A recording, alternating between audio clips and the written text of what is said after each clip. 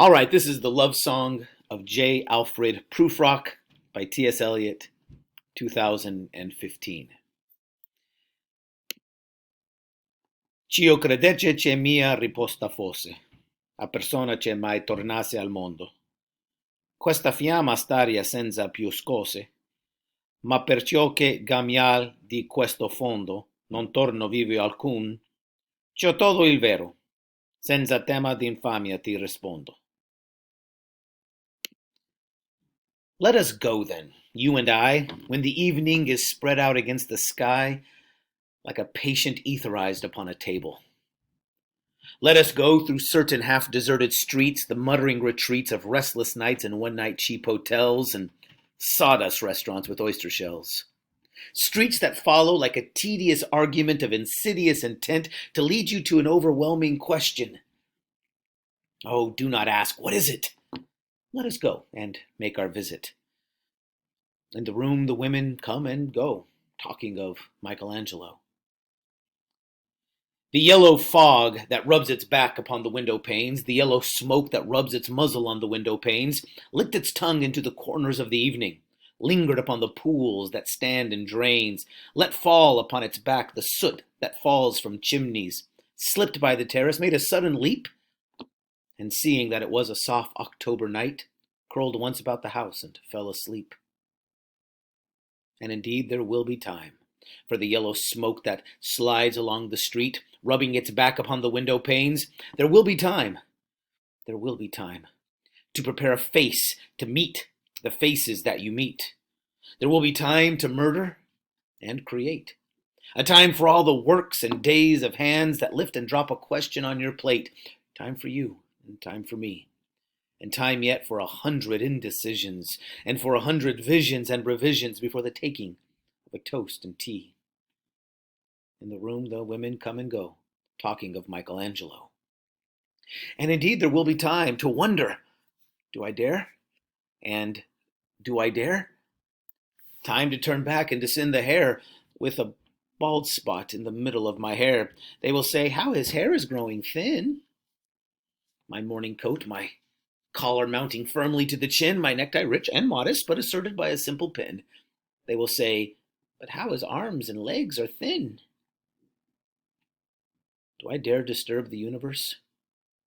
In a minute, there is time for decisions and revisions, which a minute will reverse.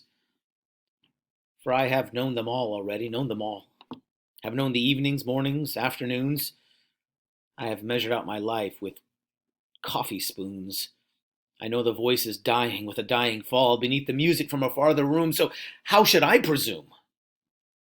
And I have known the eyes already, known them all.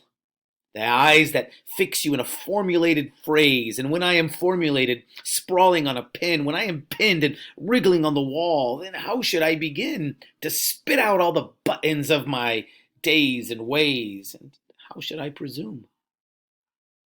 And I have known the arms already, known them all. Arms that are braceleted and white and bare, but in the lamplight downed with light brown hair. Is it perfume from a dress that makes me so digress? Arms that lie along a table or wrap about a shawl. And should I then presume? How should I begin?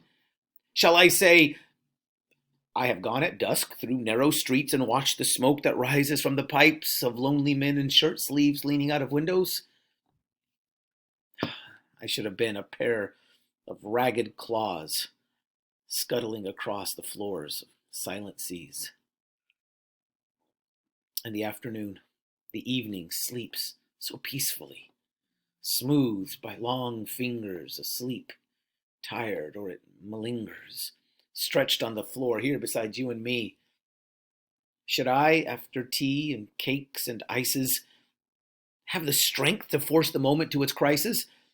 But though I have wept and fasted, wept and prayed, though I have seen my head grown slightly bald, brought in upon a platter, I am no prophet, and here's no great matter. I have seen the moment of my greatness flicker, and I have seen the eternal footman hold my coat and snicker. And in short, I was afraid. And would it have been worth it after all? After the cups, the marmalade, the tea, among the porcelain, among some talk of you and me, would it have been worthwhile to have bitten off the matter with a smile, to have squeezed the universe into a ball, to roll it towards some overwhelming question, to say, I am Lazarus, come from the dead, come back to tell you all, I shall tell you all. If one, settling a pillow by her head, should say, that is not what I meant at all, that is not it at all. And would it have been worth it after all? Would it have been worthwhile after the sunsets and the dooryards and the sprinkled streets, after the novels, after the teacups, after the skirts that trail along the floor, and this and so much more? But as if a magic lantern threw the nerves and patterns on a screen, would it have been worthwhile if one, settling a pillow or throwing off a shawl and turning toward the window, should say, that is not it at all. That is not what I meant at all. No, I am not Prince Hamlet, nor was meant to be. I am an attendant lord, one that will do to swell a progress, start a scene or two, advise the prince. No doubt an easy tool, deferential, glad to be of use, politic, cautious, and meticulous, full of high sentence and a bit obtuse. At times, indeed, almost ridiculous. Almost at times, the fool. I grow old. I grow old. I shall wear the bottoms of my trousers rolled. Shall I part my hair behind? Do I dare eat a peach? I shall wear white flannel trousers and walk upon the beach.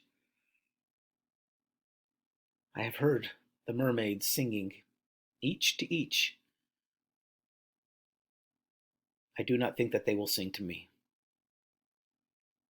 I have seen them riding seaward on the waves, combing the white hair of the waves blown back with the wind blows the water white and black.